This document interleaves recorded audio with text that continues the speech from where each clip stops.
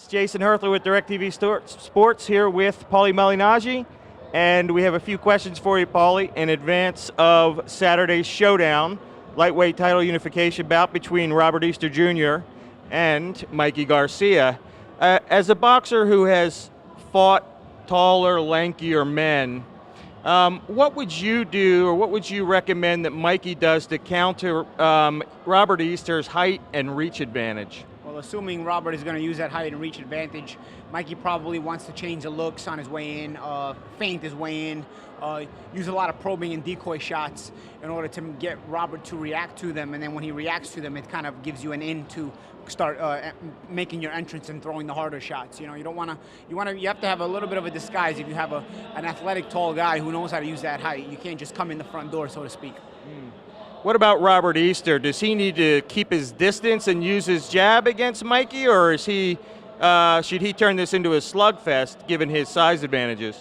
I think Robert's best advantage would be using his height.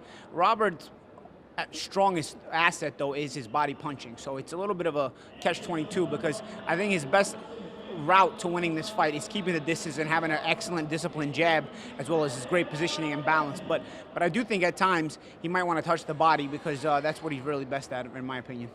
Great.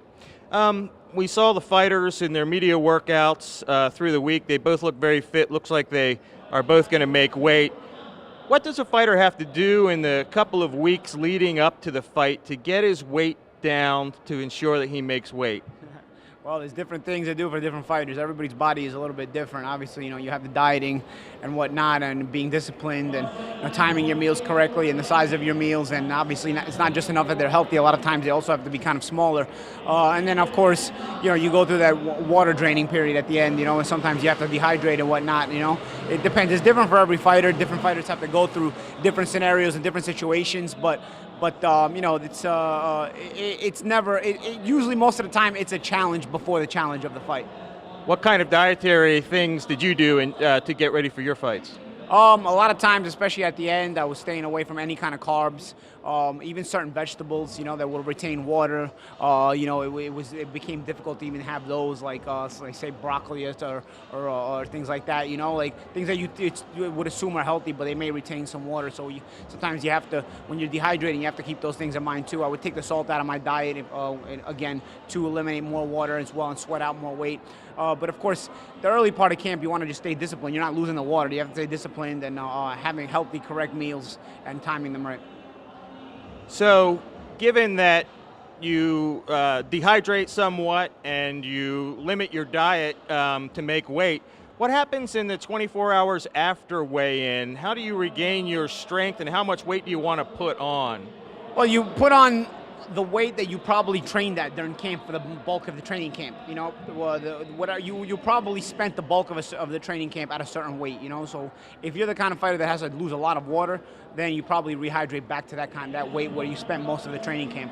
And then of course, you want to eat healthy, but you want to kind of come on with some carbs as well. You're able to put on a little bit of carbs as well. And again, everybody probably has their personal dietitian, and everybody probably has their personal diet for their particular body type and whatnot. Everybody's body's a little bit different. What may work for me may not work for you. What may work for you may not work for me. And I found that out through years of trial and error, so to speak.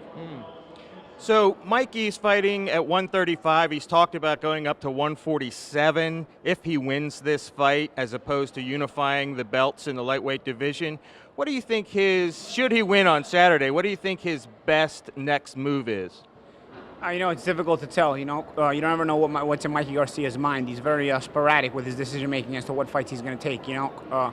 I think welterweight is a big jump. For a guy who was a former featherweight champion. It's not something you see very often. But you have to admire the reaching for the goals and reaching for the stars and trying to go for those challenges.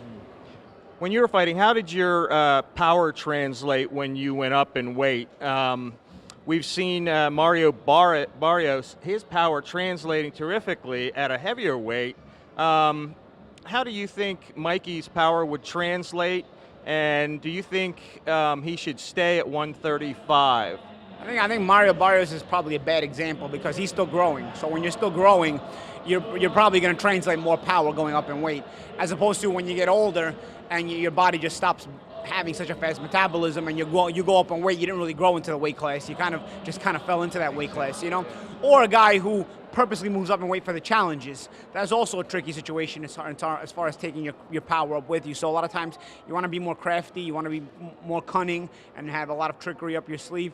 Mikey is a very creative fighter, he's a good cerebral fighter. So I don't think he'll have a problem with being intelligent, moving up in weight. But having said all that, you know, Robert Easter's still standing in his way, you know, he has to focus on getting by Robert Easter first, because Easter comes in as a lightweight world champion, and he's a big deal as well. Do you have who are you favoring on Saturday night between the two? I think for the naked eye, you probably favor Mikey Garcia, but you start to become curious to see what happens if Robert Easter is able to maintain that distance and create space for that big right hand. If there's one small criticism I have for Mikey Garcia, is he probably stands a little bit too squared up a lot of times because he's so offensive-minded.